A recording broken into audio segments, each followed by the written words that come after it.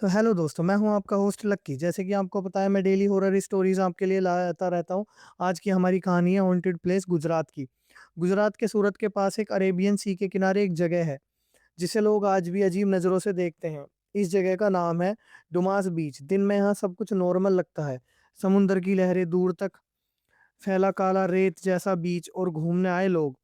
लेकिन जैसे ही शाम ढलती है, इस जगह का माहौल बदलना शुरू हो जाता है।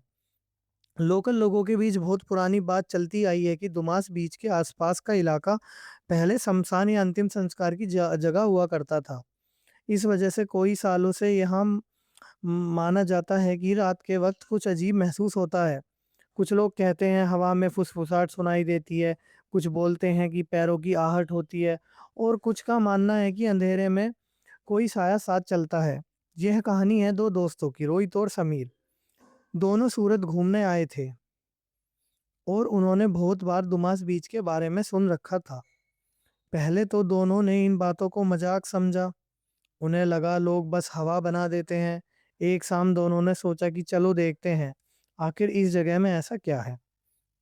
शाम के करीब 7 बजे दोनों बीच पर पहुंचे। सूरज ढल रहा था। आसमान पे हल्का नारंगी रंग था और समुंदर की लहरें की आवाज काफी तेज सुनाई दे रही थी। शुरू में सब बिल्कुल नॉर्मल था।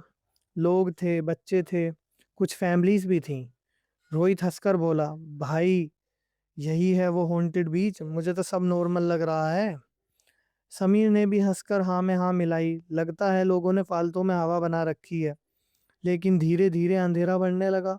फैमिलीज वापस जाने लगी। बीच का शोर कम होने लगा।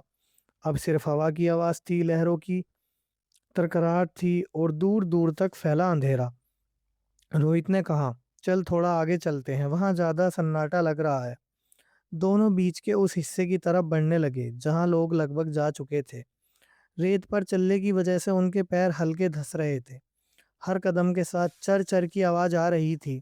हवा अचानक और ठंडी हो गई। थोड़ी देर बाद समीर रुक गया। सुन, उसने धीरे से कहा। रोहित ने पूछा, क्या हुआ? समीर ने पीछे मुड़कर देखा। तुझे कुछ सुना? रोहित ने ध्यान से सुना। पहले तो बस लहरों की आवाज थी, फिर एक सेकंड के लिए उसे लगा जैसे कोई बहुत धीरे से कुछ बोल रहा हो, जैसे हवा के अंदर कोई आवाज घुली हुई हो। समझ नहीं आ रहा था कोई शब्द क्या है, लेकिन एक हल्की सी फुसफुसाहट सच में थी। रोहित हंसने की कोशिश करते हुए बोला, हवा होगी भाई। समीर ने कुछ नहीं कहा। दोनों फिर चलने लगे। कुछ कदम और बढ़े ही थे कि रोहित की नजर रेत पर पड़ी।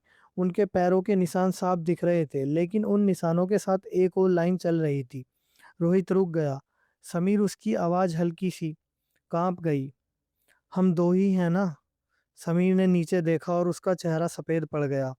रेत पर दो नहीं, तीन लोगों के पैरों के निशान थे। एक साथ रोहित का, एक समीर का, और तीसरा उन दोनों के बिल्कुल बीच बीच में। समीर तुरंत बोला, कोई और होगा यहाँ। रोहित ने चारों तरफ देखा। बीच खाली था। दूर तक कोई इंसान नजर नहीं आ रहा था, सिर्फ अंधेरा, हवा और लहरों की आवाज। दोनों ने चलना बंद कर दिया और जैसे ही वो रुके, तीसरे पैरों के निशान भी वहीं रुक गए। अब रोहित के गले से आवाज मुश्किल से निकली, भाग यहाँ से। लेकिन भागने से पहले ही समीर ने कुछ और महसूस किया, जैसे उसके कान के पास बिल्कुल किसी ने धीरे से सांस ली हो। वो झटके से पीछे मुड़ा, लेकिन वहां कोई नहीं था। अब दोनों सच में डर गए थे। रोहित ने समीर का हाथ पकड़ा और तेजी से वापस रोड की तरफ चलने लगा। लेकिन जितनी तेजी से वो चल रहे थे, उन्हें उतनी ही क्लियरली अपने पीछे एक और चलने की आवाज आ रही थी।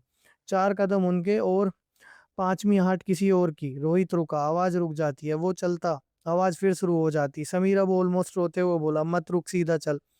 दोनों ने पीछे मुड़कर देखने की हिम्मत नहीं की। जब वो बीच के ज्यादा रोशनी वाले हिस्से के पास पहुंचे, तब अचानक वो एक्स्ट्रा फुट स्टेप्स बंद हो गईं। जैसे जो भी था वो अंधेरे के उस हिस्से से बाहर नहीं आया। दोनों सीधा रोड के पास एक चाय वाले के ठेले तक पहुंचे। दोनों की सांसें तेज चल रही थीं। चाय वाले ने उन्हें देखा और बोला, क्या हुआ, इतने डरे हुए क्यों हो? समीर ने पानी मांगा और कांपते हुए पूछा, भैया उधर आगे कोई और गया था क्या? चाय वाला कुछ पल चुप रहा, फिर उसने धीरे से कहा, रात में उस साइड ज़्यादा अंदर नहीं जाना चाहिए। रोहित ने पूछा क्यों? चाय वाले ने सीधा जवाब नहीं दिया, बस इतना बोला, यहाँ बहुत लोगों की आवाज़ें बात करती हैं। कई लोग कहते हैं उन्हें लगता कोई साथ चल रहा था। आप लोग बच गए, वही बहुत है। उस रात रोहित और समीर होटल वापस आ गए।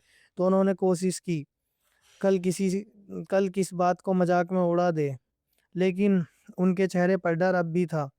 सुबह रोहित ने अपने फ़ोन में कल रात की एक फ़ोटो दिखाई, जो उसने बीच पर मजाक में खींची थी। फ़ोटो में अंधेरा था, हवा की वजह से इमेज थोड़ी ब्लर थी।